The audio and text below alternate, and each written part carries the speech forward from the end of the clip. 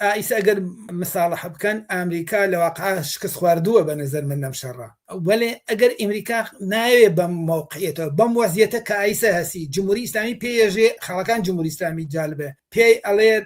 ئەبێ ئێوە خەسەراتی ئەم حملە بە ئێمە بدەن، ئێمە تەنگەی هورمز هەوە دەست خۆمانەوە، ئۆتۆمی هەبە دەست خۆمانەوە، ئەشی ئەمریکا منتەقە چۆڵکە، یعنی کولی منتەقە چۆڵکە، خودی وتنی ئەمە هەمووی ئەمانە شتهایە نییە کە بە سادەگی ئەمریکا ئەمانە قبولکە. قسەکە لەسەرەوە سێ ئەمریکا منتەقە چۆڵکە یانێ شکستێکی گەورەی سیاسی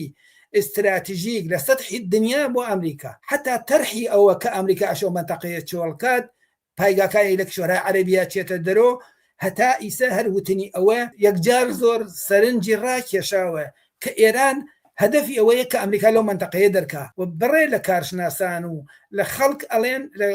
کەسانی سەر دەرچوو ئەڵێن کە ئێران موفقە بێ عاقبەتەکەی ئەم کارە بکە. ئەمە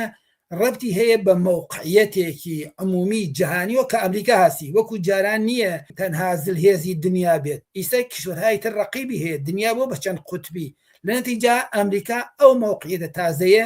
لەم شەڕا کە ئیسا ئیدامە هەیە دقیقاً خۆی نیشانەدا موقعیت جدید ئەمریکا، موقعیت تازەی ئەمریکا کە وەک گوزەشتە نییە، فەرقی هەیە ئیسا ئەمریکا ئینتزاری ئەوەی نەبوو جمهوری ئیسلامی متوانێت مقاومت بکات.